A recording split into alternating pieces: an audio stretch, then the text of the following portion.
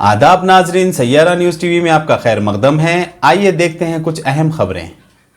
BJP के रुकने assembly T Raja Singh की पीडी एक्ट के तहत गिरफ्तारी के खिलाफ 3 सितंबर को श्रीराम युवा सेना ने गोशा महल हल्के असम्बली में बंद की अपील की है।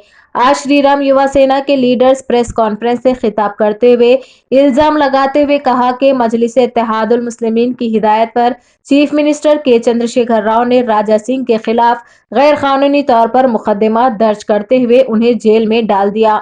इनका कहना था कि राजा सिंह हिंदुओं की मजहबी जज्बात को ठेस पहुंचाने वालों के खिलाफ जंग जारी है।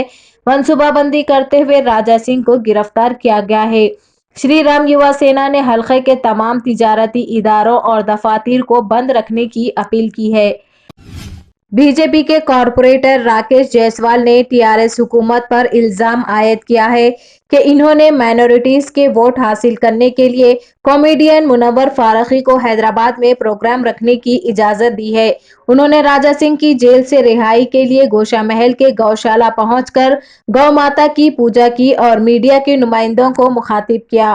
मैं राकेश जायसवाल, तेलंगाना भरोसा मंच का अध्यक्ष हूँ। मैं सारा भारत देख रहा है कि हमारे आज यशस्वी लोकप्रिय हिंदू सम्राट गोशा महल के हमारे भाई राजा सिंह को अरेस्ट किया है। इसी कड़ी निंदा करता हूँ। ये टीआरएस और एमआईएम की मिलीभगत से अरेस्ट किया है। आप देख रहे हैं, इससे पहले भी यूपी चुनाव से पहले हैदराबाद के दो हमारे अंबानी ब्रदर्स है, एक असद अंबानी, एक अकबर अंबानी है। असद अंबानी यूपी चुनाव से पहले क्या कहा था, मोदी चले जाएंगे, योगी गुफा में चले जाएंगे तो आपको बचाएंगे कौन। उसी तरह अकबर अंबानी ने भी कहा था कि भाई तुम 100 करोड़ है, हम 30 करोड़ है, 15 मिनट के पुलिस हटाओ, हम क्या करते देखो बोल के।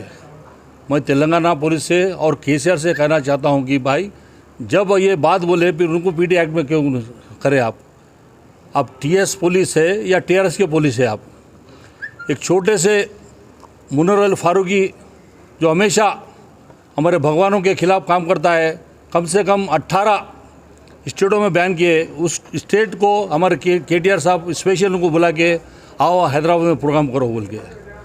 मैं समझता हूँ कि हैदराबाद में जो प्रोग्राम करने से ये दंगा फसाद होगा बोले उनको मालूम था। शायद हमारे विधायक जी कितने बार बोले उनको, भाई ये नको कराओ, इनसे पहले बहुत स्टेटों में फारूकी को बैन करे, इससे दंगा फसाद हो सकता। मैं सुने नहीं।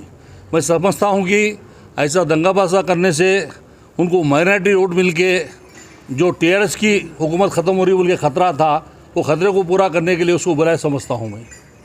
आज हम हमारे विधायक जी को हज़ारों लाखों गौमाता की जान बचाई। उस सिलसिले में आज मैं इमलीवन गौशाला में गौमाता से प्रार्थना कर रहा हूँ कि जल्दी हमारे विधायक जी को अच्छा से अच्छा स्वस्थ रहे और जल्दी जल्दी से वो बाहर आए।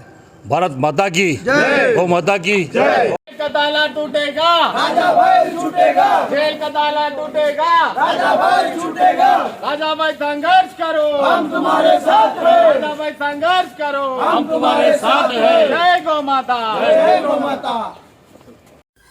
तो जैसा कि आपने देखा नाजरीन, क्या हो रहा है देश और दुनिया में। इस चैनल को सब्सक्राइब करिए, लाइक करिए, शेयर करिए और हमें दीजिए इजाजत।